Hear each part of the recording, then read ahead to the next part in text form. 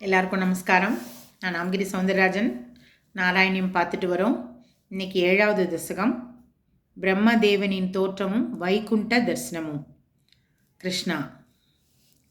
தேவா, குருவாயூரப்பா, இவ்வாறு முதலில் 14 உலகங்களின் வடிவமாக தோன்றிய தாங்கள் அதன்பின் மறுபடியும் 14 உலகங்களுக்கு மேலே உள்ள சத்தியலோகம் என்னும் இடத்தில் பிரம்மதேவனாக தோன்றினீர்கள். ரஜோகுணத்தின் விகாரத்தால் பலவித சிருஷ்டியை செய்வதில் விருப்பம் கொண்ட பிரம்மதேவனை பூமி, ஸ்வர்க்கம், பாதாளம் என்ற 3 உலகங்களுக்கும் ஜீவஸ்வரூபமாக விளங்கும் ஹிரண்ய கர்ப்பன் என்று சொல்கிறார்கள்.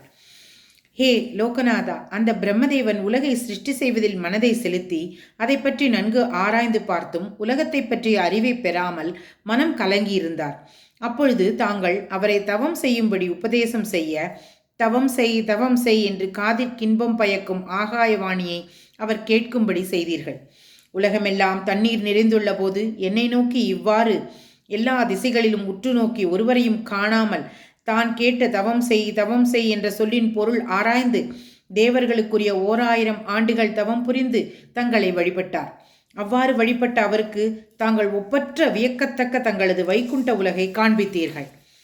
ஹே பிரபோ, தாங்கள் பிரம்மதேவனுக்கு காட்டிய ஸ்ரீ வைகுண்டம் 14 உலகங்களுக்கும் அப்பால் உள்ளது. அங்கு துன்பம், சினம், அறியாமை, அச்சம் முதலியன விலகி இருக்கின்றன. மேலும் மாயை ஒருபோதும் தலை காட்டுவதில்லை. அங்கு எங்கும் இடைவிடாமல் ஆனந்தம் பெருகி ஓடுகிறது. அத்தகைய வைகுண்டம் என்ற தங்களுடைய இருப்பிடம் சிறந்து விளங்குகின்றது.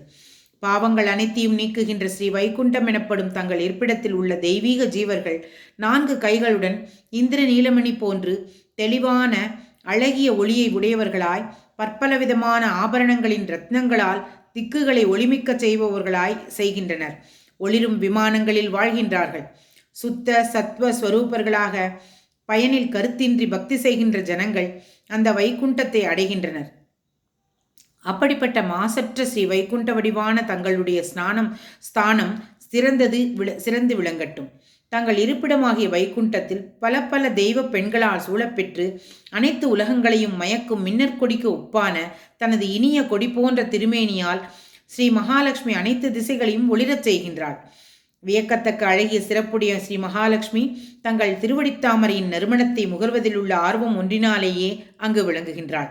அப்படிப்பட்ட தங்களுடைய இருப்பிடமான ஸ்ரீ வைகுண்டத்தை எளியேனுக்கு தந்தருள வேண்டுகின்றேன்.